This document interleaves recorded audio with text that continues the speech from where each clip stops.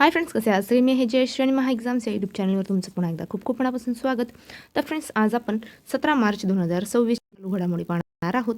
त्याआधी जर चॅनलवर नवीन असेल आणि चॅनलला सबस्क्राईब केलं नसेल तर महा एक्झाम्स या यूट्यूब चॅनलला नक्की सबस्क्राईब करा. तर आता म्हणूयात आपल्या आजच्या विषयाकडे.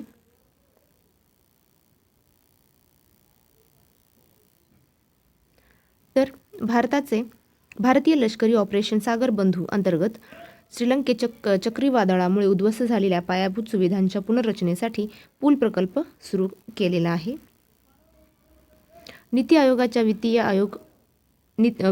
आरोग्य निर्देशांक 2026 मध्ये ओडिशा राज्याने प्रथम स्थान पटकावलेले आहे.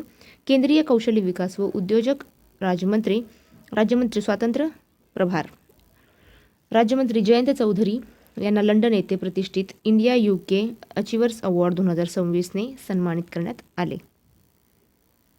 पुढे पाहूया.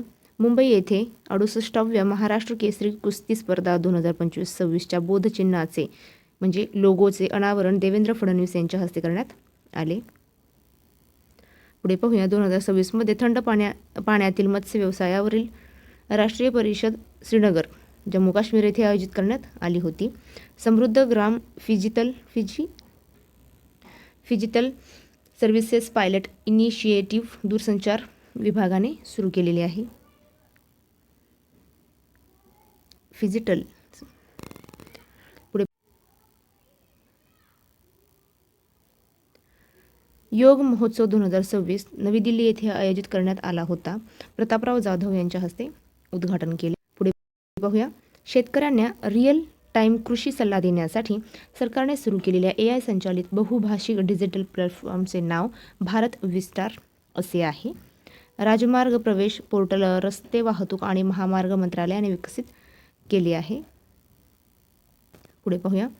नवी दिल्लीतील भारत मंडपम येथे भारतीय सायबर गुन्हे समन्वय केंद्र गृह मंत्रालयाद्वारे महिला आणि मुलांविरुद्ध ऑनलाईन गुन्ह्यांवर राष्ट्रीय संवाद आयोजित करण्यात आला होता. पुढे पाहूया. समर्थन इन्क्युबेशन कार्यक्रम भारत सरकारच्या दूरसंचार विभागाच्या अंतर्गत येणाऱ्या सेंटर फॉर डेव्हलपमेंट ऑफ टेलिमेट्रिक्स या स्वायत्त संस्थेने सुरू केले आहे. भारताने श्रीलंका देशाला मदत करण्यासाठी ऑपरेशन सागर बंधू सुरू केला आहे. जागतिक ग्राहक हक्क दिन दरवर्षी 15 मार्च रोजी साजरा केला जातो.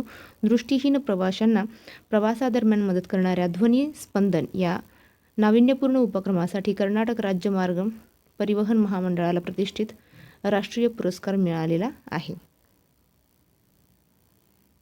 पुढे पाहूया. आंतरराष्ट्रीय रेल्वे कोच प्रदर्शन 2026चे आयोजन चेन्नई येथे करण्यात आलेले आहे. नवी दिल्ली येथे अखिल भारतीय सरकारी वकील संघटना आणि इंटरनॅशनल असोसिएशन ऑफ प्रोसिक्युटर्स तर्फे 12वी आशियाई व पॅसिफिक प्रादेशिक परिषद आयोजित करण्यात आली होती.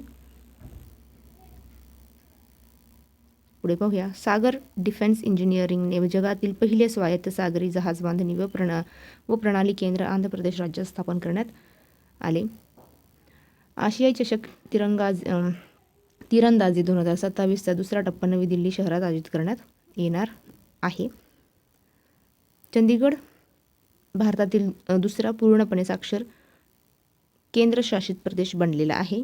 साक्षरता दर आहे 99.93%. जगभरात नद्यांसाठी कृतीचा आंतरराष्ट्रीय दिवस 14 मार्च रोजी साजरा केला जातो. तर फ्रेंड्स, थांबूया इथेच. पुढच्या व्हिडिओमध्ये. जय हिंद.